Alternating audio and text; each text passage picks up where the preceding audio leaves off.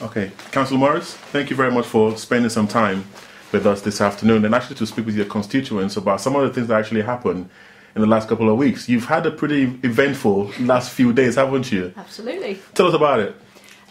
Tuesday's full council, I had a rescinding motion, which meant that a planning permission that had been given for the tallest building in Milton Keynes, next to the escape building, potentially with a casino on top, with a whole row of shops, had been granted permission some weeks ago, and I called in a rescinding motion which allowed me to bring that decision to full council on Tuesday night and ask full council to consider sending it back to development control for them to review their decision.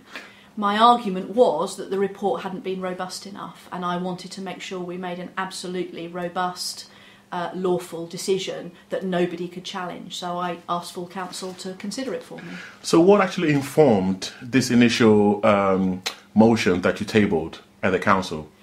Originally there had been the report that went to DC on which the decision was made. What is DC for those of us who don't know? Development Control. The Development Control Committee, it's the planning committee, it makes all the decisions on any planning from your conservatory to mass development in Milton Keynes.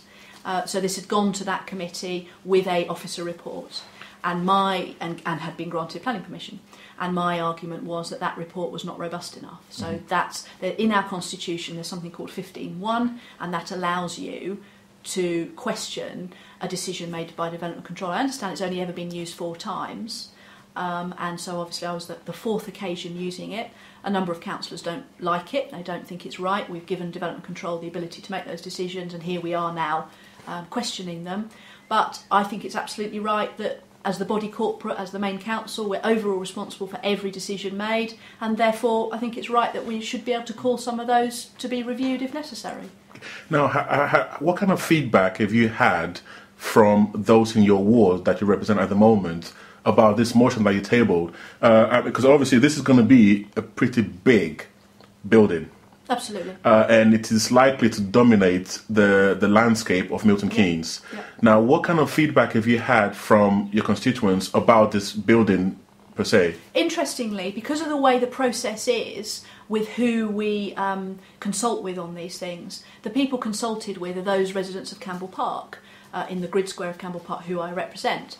And it's them that are in effect looking up to this monstrosity above them. So it's them that I've had the majority of the feedback from, because it's going to overtower them. And also there's already parking problems within Campbell Park. At the weekends, the shoppers tend to park down there, and this is going to create a greater parking issue. So from my ward's point of view, the biggest feedback was from Campbell Park.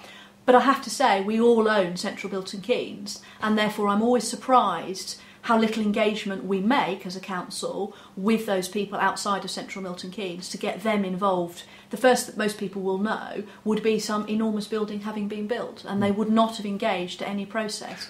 So ironically, I'm hoping that having taken it back to council and getting the publicity it's getting, it might engage the rest of Milton Keynes to actually, it now goes back to development control as if it was never granted, and we start again, so other people now have that opportunity to come in and make their feelings known. But so far, what has been the general feedback? Has it been the feeling of the public towards this permission as it stands now? Has it been positive? Has it been lukewarm? Has it been just negative? Lukewarm from the general population, right. But from the immediate population, very negative. On the 2 counts, the height of it and what will cause far more parking problems for them. This is going to be the tallest building in Milton Keynes, and it sits between the theatre, you've then got the building, you've then got escape. It's taller than the tallest point of escape, and it's down by the lowest point of escape. So you've got an enormous building. As you come along the M1 and you look into Milton Keynes, you can see the curve of the theatre and the curve of the escape building. You would now see a very tall building up the middle of it. I was actually speaking with one of the Conservative Party councillors earlier on this morning, and he was suggesting that considering the fact that this building is going to be so tall and it will be seen from almost every corner of Milton Keynes, surely, maybe he was being cynical here, I won't mention his name, no, I don't want to embarrass him, but he was suggesting that surely then the consultation should span the whole breadth of Milton Keynes, considering the fact that they are the ones that are going to be seeing this, not just the immediate vicinity of the building. What are your thoughts about that? In many ways I agree, so much so that I've had a meeting with officers on Monday of this week, unrelated to this particular one, but in general I've had a problem about all the applications for Central Milton Keynes, and as a councillor I've been calling most of them to the committee. Many of them could be made under officer delegated. They don't have to go to a public meeting, because the normal process is, if not enough people complain or have a question about an application, an officer can make the decision. So there have been no rules broken, it's been done entirely properly, but because not many people live in Central Milton Keynes, surprisingly, not many people reply to the consultations. So officers have then been able to make the decisions. Big ones like this have to go to committee, but the normal smaller things have been made by officers. I've called most things to committee just so that there's some public debate can happen. I've now spoken with officers, and we're going to try and do far more publicity about any of the big sort of changes that might be happening in Central Milton Keynes, so that we get far more ownership from the people of Milton Keynes for their city centre. If they don't want to engage, that's fine, but we need to at least give them the opportunity. Now, be that through the newspaper, having articles about a new application in, or whatever, however we choose to do it, somehow we've got to do something to get far more people to engage. Now, at the council meeting on Tuesday, there were some residents who came to say their fair bit about the building of a new supermarket in Milton Keynes.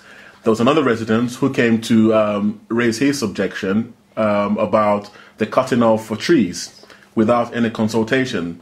There were also those that we've already spoken about who came to speak up about this building in the city centre. What do you think this says about, what does this say about your views about local democracy? Firstly, the fact that people feel able to come to a council meeting and they know it's on, and they know they can come and present petitions, which were the two first ones you talked about, it is fantastic. That's democracy really working. The sad thing is, you were at a meeting that just never happens like that. In fact, I don't know the last petition that we had like that. At development control meetings, you would expect to see those crowds on a big fundamental thing going on, but at normal council, very rarely do we see that. But the decision-making place is cabinet. It's not. We're a cabinet structure in Milton Keynes, so it isn't full council. We can debate things, but the decision-maker is with the cabinet. So actually, it's cabinet that people need to be coming to make their views, and there is an opportunity to do that always. And it's always sad to see how few people do. And I would love to see far more people there. But I suppose many people feel democracy is voting for somebody, electing somebody, and then they represent you, and you talk to them. I mean, I get constituents emailing, ringing, letters, whatever, all the time. I speak on their behalf, exactly what I've done here with the escape building. So, you're doing it in that respect. So you perhaps don't always expect them to come along and join in because they think you're doing the job for them. But it was great to see so many people there last night, and that's real democracy in action. And what do you think can be done to improve the level of public engagement in the political process in their communities? I think we all talk about this, and we try to get more people engaged. I feel quite strongly that we'll never force people to.